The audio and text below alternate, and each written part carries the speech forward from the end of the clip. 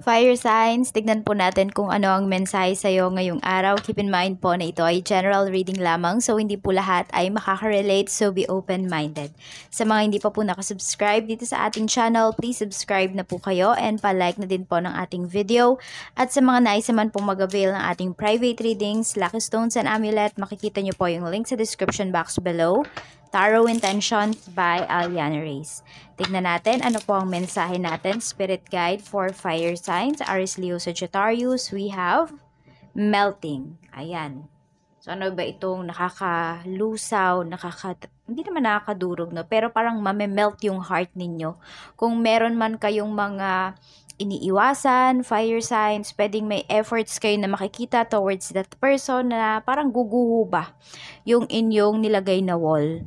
Ayan po, lalambot yung puso ninyo ngayong araw na ito. Or parang heartfelt na scenery.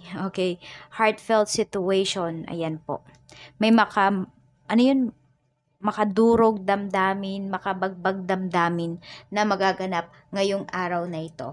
So, tignan po natin, Spirit Guide, ano pa po ang mensahe natin for fire signs, Aries, Leo, Sagittarius, Sun, Moon, Rising, and Venus. Tignan po natin, we have the end of a top cycle approaches. Ayun nga po. So, parang yung mga, diba, parang kapag may pinipigilan kayo mga emotion, fire signs kasi pwedeng, hindi ko pa pwedeng ipakita yung totoo kong nararamdaman kasi ang dami-dami ko pang kailangan gawin. So, this time po, ayan no, the end of a top cycle approaches. Meron po dito yung lahat ng stress na naramdaman ninyo nitong mga nakakaraang araw, nakakaraang buwan is sulit na sulit po.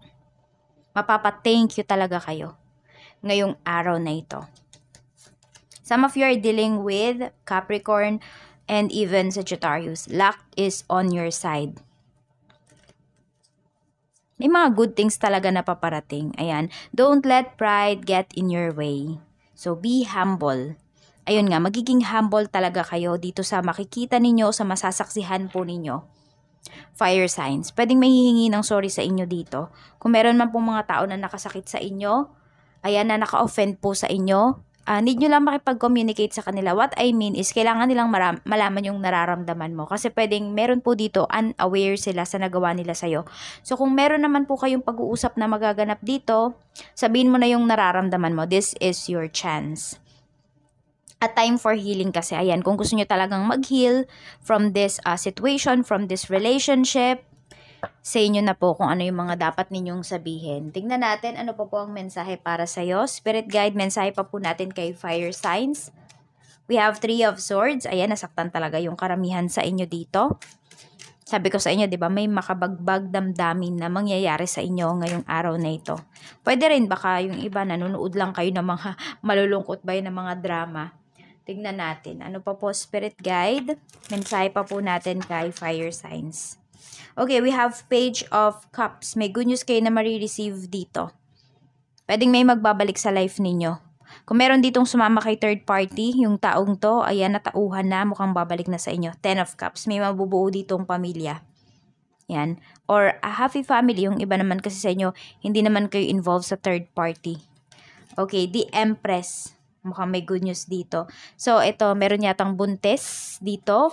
Ayan po. So, alagaan nyo lang po yung inyong sarili. Tignan natin. Parang huwag kayo masyadong mag-isip ng mga negative talaga.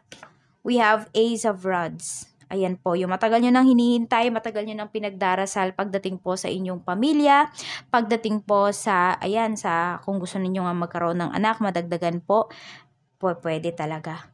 May good news kayo na marireceive dito. Ayan, pwedeng, yung good news na to, pwedeng galing po sa anak ninyo. Parang meron kasi dito 3 lalaki yung anak nyo. Fire signs, tignan natin, may stability rin na paparating sa inyo ngayong araw na ito.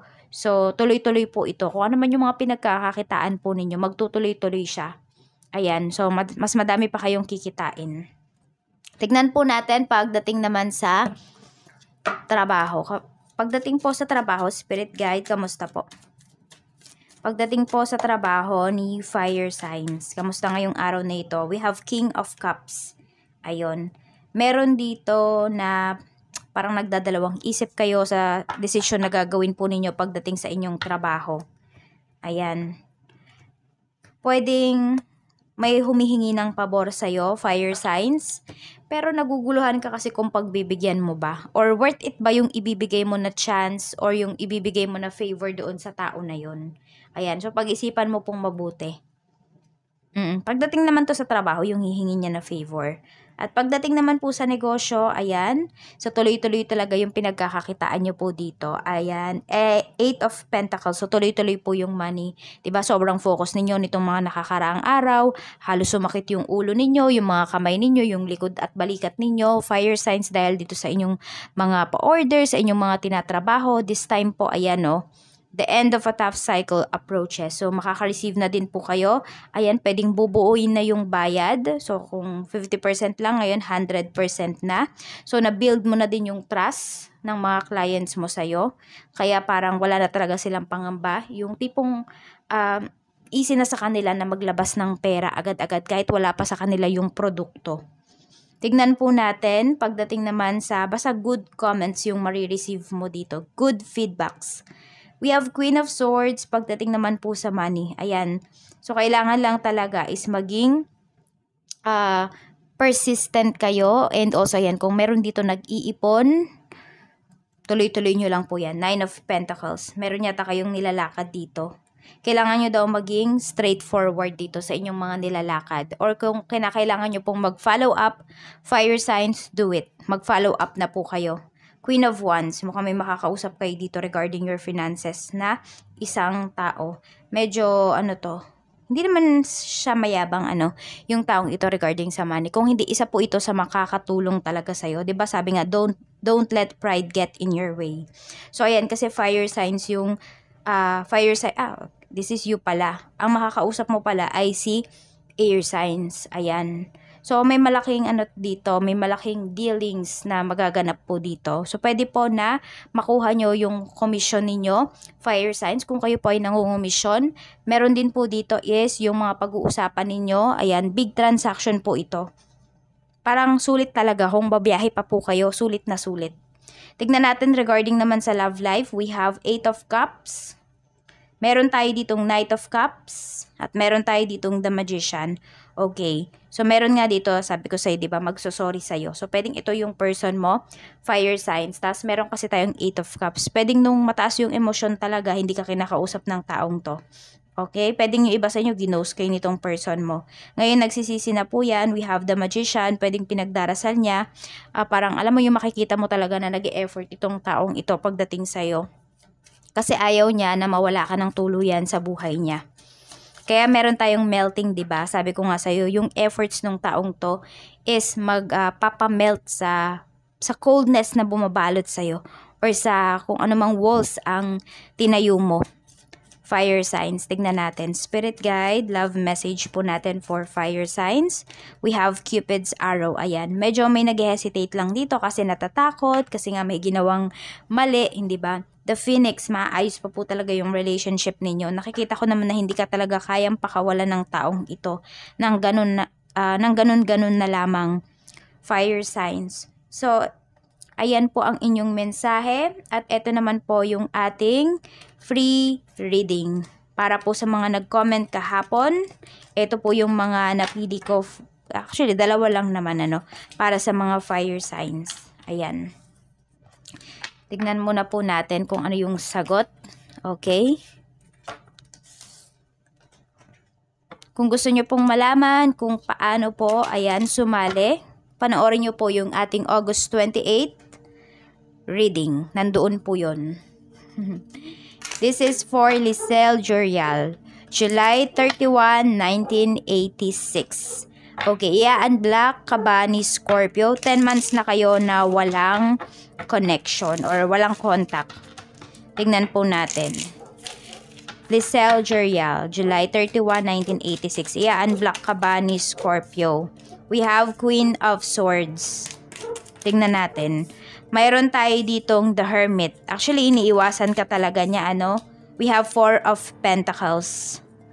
And we have 9 of Swords. Medyo nakokonsensya na siya sa ginawa niya. Kaya lang kasi ito, parang paninindigan niya kasi yung ginawa niya na na pag-a-unblock sa'yo. So, wala pa akong nakikitang connection dito ulit or magre-reach out siya sa'yo. 10 of Wands, mukhang madami din siyang inaasikaso sa ngayon. Tingnan mo, nagfo-focus kasi siya sa life niya. Nagfo-focus siya sa finances niya. You know, nagfo-focus siya sa buhay niya. Tingnan mo, ikaw itong Queen of Swords. Ikaw talaga yung nag-iisip dito. Ikaw yung nag-overthink pa pagdating dito sa connection ninyo. So, ngayon, wala pa. Wala akong nakikita dito na magre-reach out siya sa'yo.